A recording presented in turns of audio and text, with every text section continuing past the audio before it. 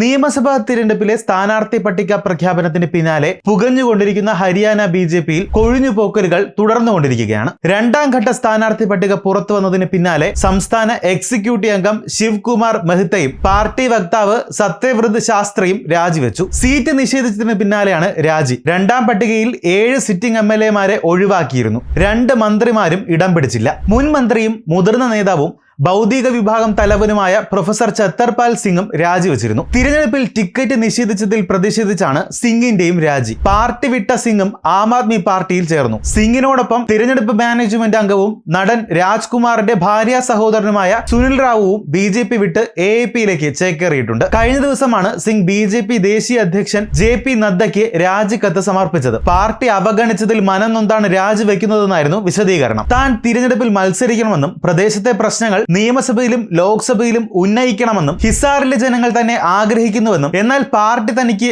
ലോക്സഭയിലോ നിയമസഭാ തിരഞ്ഞെടുപ്പിലോ ടിക്കറ്റ് നൽകിയില്ലെന്നും ഛത്തർപാൽ രാജിക്കത്തിൽ പറയുന്നു. ഇത്തരമൊരു സാഹചര്യത്തിൽ രാജിവെക്കുകയല്ലാതെ മറ്റു മാർഗമില്ലെന്നും അദ്ദേഹം പറഞ്ഞു. ബി.ജെ.പിയുടെ പഴയ പെൻഷൻ പദ്ധതിയെ താൻ എതിർക്കുകയും കർഷകരുടെയും ഗുസ്തിക്കാരുടെയും പ്രതിഷേധങ്ങളെ പിന്തുണച്ചതായും സിംഗ് കൂട്ടിച്ചേർത്തു. ഈ പ്രശ്നങ്ങൾ പാർട്ടിക്കുള്ളിൽ ഉന്നയിച്ചപ്പോഴും എന്നെ മാറ്റി നിർത്തുകയായിരുന്നുവെന്നും സിംഗ് ആരോപിക്കുന്നു. മുൻ കോൺഗ്രസ് നേതാവായ ഛത്തർപാൽ 2014 ബി.ജെ.പിയിൽ ചേർന്നത്. സുനിൽ റാവു രേവാരി ബി.ജെ.പി ജില്ലാ വൈസ് പ്രസിഡന്റും ദേശീയ എക്സിക്യൂട്ടീവ് കിസാൻ മോർച്ചയുടെ ബി.ജെ.പി ദേശീയ എക്സിക്യൂട്ടീവ് അംഗവും സംസ്ഥാന കൺവീനറുമായിരുന്നു. മറ്റൊരു ബി.ജെ.പി നേതാവും മുൻ റൈവാരി സില പരിഷത്ത് ചെയർമാനുമായ സതീഷ് യാദവും കഴിഞ്ഞ ദിവസം ആം ആദ്മി പാർട്ടിയിൽ ചേർന്നിരുന്നു. ബി.ജെ.പി വിട്ട നേതാക്കളെ എ.പി.യുടെ മുതിർന്ന നേതാവും എം.പിയുമായ സഞ്ജയ് സിംഗ്, സംസ്ഥാന അധ്യക്ഷൻ സുശീൽ ഗുപ്ത എന്നിവർ പാർട്ടിയിലേക്ക് സ്വാഗതം ചെയ്തു.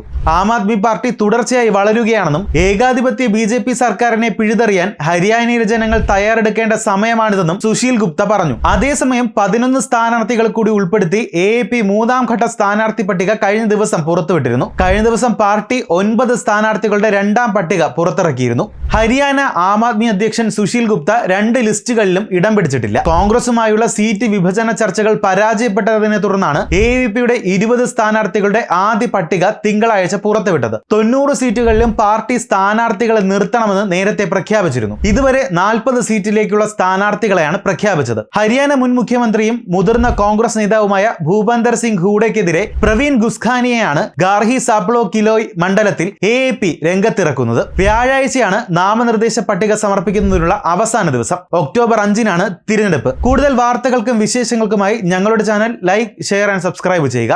ഞങ്ങളുടെ വീഡിയോകൾ ഉടനടി ലഭ്യമാകുന്നതിന് സബ്സ്ക്രൈബ് ബട്ടണിലെ ഓൾ ഓപ്ഷൻ എനാബിൾ ചെയ്യാനും മറക്കരുത്.